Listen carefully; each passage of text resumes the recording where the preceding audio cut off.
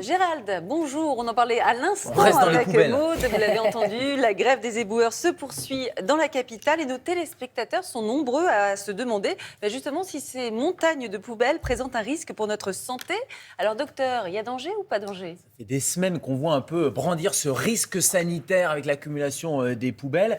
Alors c'est vrai qu'il y a une putréfaction. Quand vous avez des aliments qui traînent comme ça pendant des jours, il y a une putréfaction. Qui dit putréfaction dit libération d'un certain nombre de gaz, d'émanations qui potentiellement sont toxiques, et en particulier pour des gens qui seraient insuffisants respiratoires ou qui seraient plus sensibles, je pense aux asthmatiques. Sauf que ça, c'est un risque théorique, parce qu'il faudrait vraiment avoir le nez collé dessus, il faudrait qu'on soit dans une atmosphère confinée, dans une pièce avec un temps de contact respiratoire important. Or, dans la rue, par définition, c'est à ciel ouvert, vous n'allez pas coller votre nez dessus, et quand vous allez mettre votre poubelle, vous jetez votre sac, et puis vous partez faire autre chose. Donc la réalité, c'est que ce risque, il est extrêmement théorique, pour ne pas dire inexistant sur le plan sanitaire, pour les téléspectateurs et téléspectatrices Et les rats qui nous regardent. Les rats.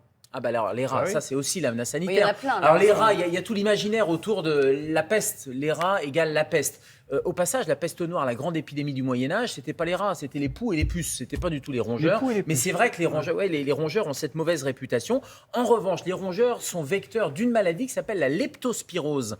La leptospirose, ça donne un peu comme une grippe au départ. Et puis, il y a quand même 600 cas par an. Et puis, ça va attaquer un peu tous les organes et on peut en mourir. Mais c'est une maladie professionnelle, la leptospirose. Ça concerne les agriculteurs, les éleveurs, les égoutiers, les éboueurs. Tiens, le risque sanitaire, il est déjà pour les éboueurs parce qu'eux sont exposés de manière chronique. Et puis, les personnes qui pratiquent des loisirs nautiques, parce que la leptospirose stagne un peu dans les eaux. Donc, dès qu'il y a des eaux stagnantes...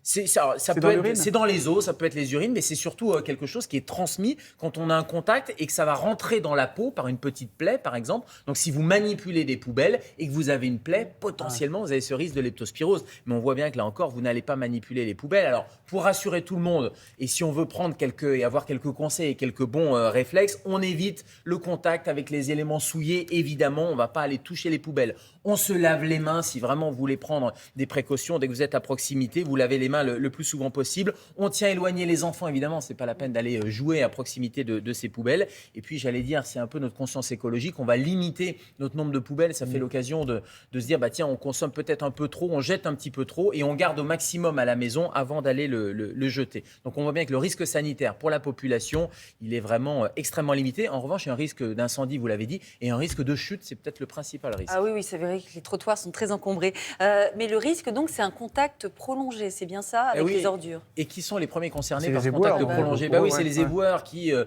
tout au long de l'année, vont aller... Alors, il y a les éboueurs, mais il y a tout aussi les travailleurs de cette chaîne de déchets, de traitement des déchets, notamment les personnes qui travaillent dans les centres de tri. Donc, il y a des effets néfastes qui sont répertoriés. Je parlais de la leptospirose, c'est reconnu comme maladie professionnelle. Ils sont même vaccinés parce que c'est profession à risque. Et on a tout un cortège de troubles respiratoires, de troubles dermatologiques, de risques infectieux, d'irritations oculaires. Alors, ils ont un équipement, bien sûr, mais cet équipement, il n'est jamais complètement hermétique. Donc, le risque, il est toujours présent parce qu'ils manipulent. Aux urgences, on voit un certain nombre aussi de gens qui manipulent des poubelles au quotidien dans leur travail et qui vont se piquer avec des objets un peu contondants. Il y a les troubles musculo-squelettiques. Alors, ça, c'est pas du tout infectieux, mais vous imaginez de manutentionner des sacs, etc. au quotidien. Les accidents de circulation. Et puis, c'est qu'il vente, qu'il pleuve, ils sont toujours dehors. Bref, tout ça pour dire que le risque sanitaire, il est plutôt du côté des éboueurs que du nôtre. De nôtre. pénibilité, je pense qu'ils ont une vraie pénibilité. Ils font un sacré boulot. Et merci d'avoir fait le point ce matin.